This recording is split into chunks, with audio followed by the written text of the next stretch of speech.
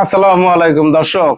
ভারতের সেনাবাহিনীর পক্ষ থেকে দাবি করা হচ্ছে ৭ই মে চালানো অপারেশন সিঁদুর এটি পাকিস্তানের সেনাবাহিনীদের লক্ষ্য করে চালানো হয়নি। এটি চালানো হয়েছে পাকিস্তান অধিকৃত যে কাশ্মীর, এই কাশ্মীরে ঘাপটি মেরে বসে থাকা সন্ত্রাসীদের বিরুদ্ধে সন্ত্রাসীদের লক্ষ্য করে তারা এই আক্রমণটি করেছে। তো আমার প্রশ্ন হলো যে সন্ত্রাসী কি শুধু পাকিস্তানেই আছে? তা আপনাদের দেশে কি কোনো সন্ত্রাসী নাই? মাওবাদীরা কারা? তারপরে আমি আরো সামনে যেতে চাই না, বা আপনাদের দেশেও তো অনেক সন্ত্রাসী আছে, তো সন্ত্রাসী তো শুধু পাকিস্তানেই নেই, আপনাদের দেশে তো আছে। তো সেই দেশে আপনাদের সন্ত্রাসীদের বিরুদ্ধে আপনারা কি করেছেন? শুধু এটাই না, তো আপনারা যদি সন্ত্রাসীদের বিরুদ্ধে অ্যাকশনে যান, ভারতে পাকিস্তানের সেনাবাহিনীদের উপরে আক্রমণ যদি আপনারা নাই করে থাকেন, তাহলে আপনারা কেন সিন্ধু নদীর পানি বন্ধ করে দিলেন? আপনারা কেন আকাশ পথ বন্ধ করে দিলেন? আপনারা কেন যাদের স্থলবন্দর পাকিস্তানের সাথে এবং আপনাদের সাথে ভারতের সাথে যে স্থলবন্দর রয়েছে সেটিও কেন বন্ধ করে দিলেন?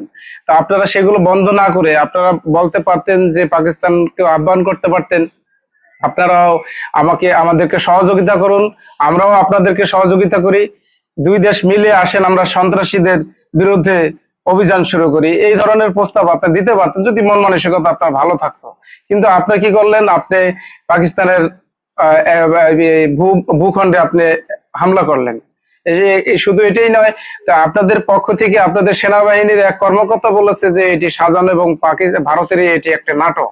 সেটা তো আমরা জানি। আর সব সত্য ঘটনা কিন্তু আপনাদের মিডিয়া প্রচার করে না, জানলে তো আপনাদের দেশের দেশ যে রফা দফা হয়ে যাবে, এটা তো আমরাও জানি। যাই হোক, ভারতের এয়ার অপারেশনের মহাপরিচালক এয়ার মার্শাল একে ভারতীয় আজ সোমবার দুপুরে এক সংবাদ সম্মেলনে এ দাবি করেন। তিনি অভিযোগ তুলে বলেন, ভারতীয় বাহিনী অত্যন্ত দক্ষতার সঙ্গে নিপুণভাবে শুধু সন্ত্রাসী ঘাঁটি লক্ষ্য করে আক্রমণ চালায়, কিন্তু তাদের সমর্থনে পাকিস্তানি বাহিনী এগিয়ে আসায় তারাও আক্রমণের লক্ষ্য হয়ে দাঁড়ায়। তিনি বলেন, পাকিস্তানি সেনাবাহিনীর যা কিছু ক্ষতি হয়েছে তার জন্য একমাত্র পাকিস্তানের সেনাবাহিনীই দায়ী। এয়ার মার্শাল ভারতী দাবি করেন, পাকিস্তানি আক্রমণে ভারতের কোনো সেনাঘাঁটি ক্ষতিগ্রস্ত হয়নি। এই না হয় মূল কৃতিত্ব ভারতের বহু স্তরীয় কার্যকর এয়ার ডিফেন্স ব্যবস্থা। তো আপনাদের সেনা ঘাঁটির কিছু হয়নি, তো আপনার এয়ার ডিফেন্সের কিছু হয়নি, তাহলে যে কি ঘটে গেল কি? তো আপনারা কি কোন চাপে কোন ভয়ে আপনারা এই যে যুদ্ধবিরতিতে আসলেন, আমেরিকার হাতে পায়ে ধরে, ডোনাল্ড ট্রাম্পকে হাতে পায়ে ধরে আপনারা যুদ্ধবিরতির জন্য পাকিস্তানের হাতে পায়ে ধরলেন? আপনাদের যদি ক্ষতি না হয়, আপনাদের এয়ার ডিফেন্সে যদি, আর তাহলে কি আল জাজিরা সংবাদ মাধ্যম কি মিথ্যে? বিবিসি মিথ্যে? সিএনএন এগুলো কি মিথ্যে গণমাধ্যম? এরা কি মিথ্যা কথা বলছে?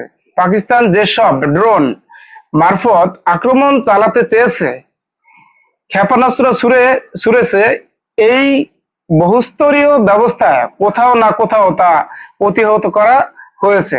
ভারতের নিজস্ব তৈরি আকাশ এয়ার ডিফেন্স ব্যবস্থার ভূয়সী প্রশংসা করে ভারতী দাবি করেন, এই ব্যবস্থায় যে কতটা কার্যকর এই সংঘাত তার প্রমাণ রেখেছে।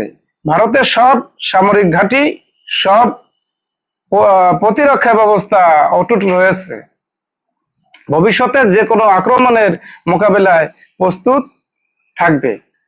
তো আপনাদের কিছুই হয়নি, আপনাদের একটা চুলও বাঁকা করতে পারেনি পাকিস্তান, ঠিক না? তো আপনারা কেন যুদ্ধ থামানোর জন্য হাতে পায়ে ধরলেন আমেরিকার? হ্যাঁ, যাই হোক দর্শক, এগুলো কমেন্ট বক্সে জানাবেন যে ভারতের গণমাধ্যম সম্পর্কে, ভারতের যে সরকারের নীতি নির্ধারকদের সম্পর্কে কমেন্ট বক্সে জানাবেন। সবাই ভালো থাকবেন। আসসালামু আলাইকুম।